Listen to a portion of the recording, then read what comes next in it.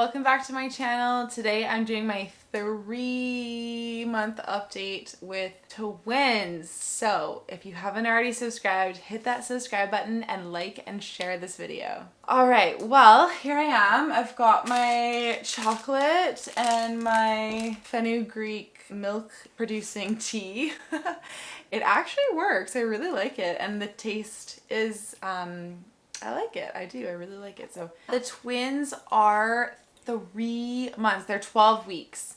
So they're sort of, basically 3 months. And I can't even believe it. It's so wild because whenever I spoke to other twin moms, they were always like, just get through the first 3 months and you'll be golden. You can get through anything if you get through the first 3 months of twins. So it's a major monument that we've made it. We got through it. We survived. Basically, that means I can do anything now. That's probably like the number one thing that I love the most about being a twin mom is I literally feel like I can do anything. Nothing scares me anymore. I feel like I can conquer the world, basically. So yeah, so I guess I technically don't have newborns anymore, but I very much still feel like I'm not out of the newborn stage. I think often people are like, just feel that postpartum is a certain amount of time after having the babies, but I just want to clarify that, in case you didn't know this, that postpartum is forever. After you've had your babies. It never is a time that ends. You are forever, after having babies, going to be changed in a different person. You're never going to go back to the person that you were before having babies, and there is no place it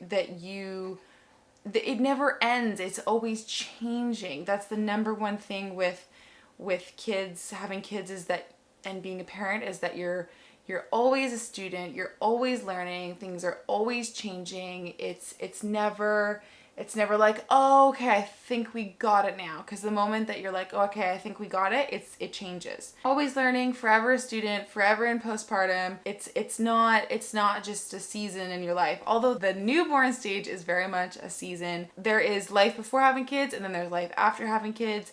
And your life after having kids it's a new life, and it's a new you. And I strongly believe anyways that the beauty industry and weight loss industry has really capitalized on making women feel that they have to go back to normal or stay the same, or lose weight or not feel good about themselves. And I think that message is really strongly sent to women that have had kids, and during the postpartum period especially. So I think it's important to know that there is no going back to anything. My body hasn't gone anywhere. I'm still here. I'm still me. I've just evolved, and I'm just in a new state of my life, and whatever was before having the twins or before having Safia, that was very much in the past. And it's important to remind yourself of that, because if you're always trying to get back to who you were before having kids and the person that you were before having kids, it can be quite sad, really, because it has to be looked at as an evolution, not as, oh my God, I miss that person. And I do miss that person. I look back on that person, I think, wow, that girl, when I was younger and and had all this freedom, and I could do this and this and that. That's not gone anywhere. That's always there forever. But the person that I am is very much changed now. So I think it's important to remember that during the postpartum time, and just remind people when they say, oh, are you back to normal? You feel back to normal? Or do you feel like you got your body back? Just be like, it didn't go anywhere. I've just changed. It's just changed. And that's just the way it is. And I'm going to talk a lot more about that, because I'm planning on doing a postpartum body video. So that being said, yes, I have 3-month-old twins. Yeah, we're doing really good, really good. I think having so much help and support in the beginning, has really set me up for success, and Matisse up for success for how we're feeling now. If we didn't have so much family help, I think that we would be struggling a lot more at this stage, and you know, it's still challenging. We're still trying to sort of routine, you know, even though I do feel that we have more of a schedule, more of a routine. You know, we're still trying to like find our bearings. It's a lot. It's a lot different from having one kid. It's very different from having one kid, and we're just still trying to figure everything out. Sleep, you know, sleep is always a big topic.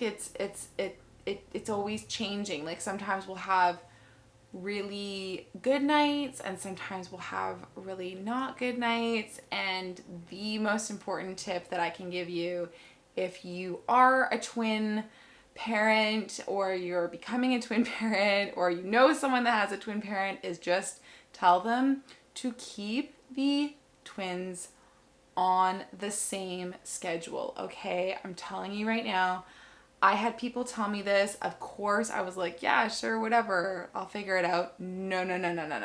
You literally have to keep the twins on the same schedule. They have to eat at the same time, which means tandem feeding, or you nursing and having someone give them a bottle, which is what we do in the middle of the night. I nurse on one side, and then I have pumped milk just from the haka from during the daytime that Matisse gives the other baby a bottle. We wake up the other baby to feed them. We feed them at the same time in the night. They go to sleep at the same time and they're awake at the same time. And that is the only way for survival with twins, because or else, which we fell into the trap of, was it ends up just being back to back to back to back to back to back to back all day, and you won't even have 3 minutes to take a breath, honestly. So making sure that we're staying on that schedule is the most important thing. At night times, some nights are just better than others. I mean, the thing is that we were actually, I love co-sleeping. I really like sleeping with the babies in the bed. It makes me feel really connected to them at nighttime. And however, like, disconnected or busy I feel during the daytime, I feel is regained at night when I sleep with them. The thing is that with twins, it's quite tough to have two babies fit in our bed, and we have a king bed and it still gets really tight. We were putting them down in the bassinets and we started swaddling them. That was working a dream. Actually, one night they even got 6.5 hours sleep. Woohoo! Hasn't happened since, but it did happen. And then, of course, something changed and they both, well, actually Rumi started rolling over about 2 weeks ago. She was about just over, I want to say 2 months to 2.5 months old. She started rolling over. And the rule of thumb is that you have to stop swaddling their arms down once they've started rolling over. So we stopped swaddling. And then Elio very quickly after started rolling over as well. And so we had to give up the swaddling, and the sleep just started not being great again, and they were waking up like once every hour to 2 hours. So we're still just trying to sort of figure out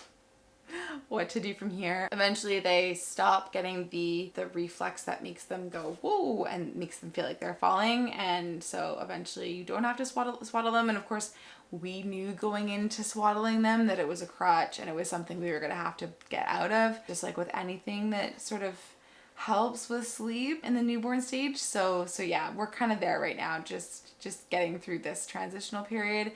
And then of course there's the 4-month sleep regression / progression. It's just progression in their development, but I'm curious to see what will happen. I'm trying not to be attached to it. Maybe nothing will happen. I don't know. Every baby's different. Maybe one of them will go through it, one of them won't. But I will say that they're pretty in sync with their needs, which is really good. So it makes life so much easier for us, and yeah, thank goodness. Or else I don't know what we would do. But you never know. It's always changing, okay? If you can take anything from this video, I am very much in the midst of realizing how things are always changing, especially in the first few years. Our routine is basically very much so we have them, they wake up, we only keep them awake for an hour at a time. Hour to an hour and a half they start to kind of make their noises and give us some sleepy cues, and then we put them to sleep. Either they sleep on us or we put them down in the bassinets, And then they usually sleep, sometimes they'll sleep on us for up to 2 hours, but if it's in the bassinet, it's usually like 30, 45 minutes, sometimes an hour, maybe that's happened a couple times. And then it's the same thing over again. Then I feed them and then they're awake for an hour to an hour and a half, and then the saga continues. The one thing that we started doing was we stopped letting them sleep on us like this for longer than 2 hours during the day, because apparently at this age they actually only sleep for one long stretch within 24 hours. So if we were having the long stretch happen during the daytime, then it wasn't happening at night. And that was a real bummer. It's just busy, man. We're busy. It's nonstop, back to back. We're always trying to figure out how one of us is gonna shower and the other person's gonna make food, and how we're gonna, how one person can go out and leave the house, and we're just constantly trying to figure all of these little things out. It's like a puzzle, really. And yeah, but it's really exciting. They're getting bigger and more sturdy, obviously, with the rolling over. And yeah, I feel like they're on their way to freaking cutting teeth and crawling already at this point. It's madness how fast this has gone by. So we'll see. It's just crazy fast, but I'm happy it's the summer. It's an exciting time. Yeah, it's really lovely. I've just been really feeling this quite strongly in the last few weeks, is that it's really lovely how worried I was about being a twin mom and having twins, and it really is just the loveliest thing. I really like it. There's nothing better than looking at two smiling babies' faces that are just staring at you and like love you so much. And Safi, it's like, so my worry during my pregnancy, if you watch my twin pregnancy updates, I was constantly talking about how worried I was that she was gonna hate it and like hate them and be resentful of them. And so yeah, it's literally the polar opposite. She's so obsessed with them that I cannot get her off of them, okay? Cannot get her off of them. She kisses them nonstop. She's always like leaning on them and trying to wake them up, and it's just like, it's so funny because my worry was the complete opposite. So she loves them, and yeah, that's, it's just beautiful to watch. I love watching it. Just looking forward to, having even more of a routine, and when the baby starts staying awake a little bit longer in between their naps, and they start napping a little bit longer. And it will be nice to have an earlier bedtime. So, whether it's, bedtime when it's like all three kids have gone to sleep by like, 8 o'clock or 7:30, 8 o'clock, asleep. Then Matisse and I can finally start sharing some time together. We can start having dinner together after the babies have gone to sleep. We could maybe even like watch a movie or something. Honestly, can't remember, like maybe there's been a handful of times that we've been able to like sit down and watch a show together since the babies have been born. It's really that busy. So yeah, just looking forward to those little changes that are coming up in the future. As of now, we're doing it. We're here. We're getting through it. And like I said, reaching this 3-month milestone is massive, and what a journey it has been so far. If you haven't already subscribed, click that subscribe button and like and share this video. Thank you so much for watching. Ciao for now.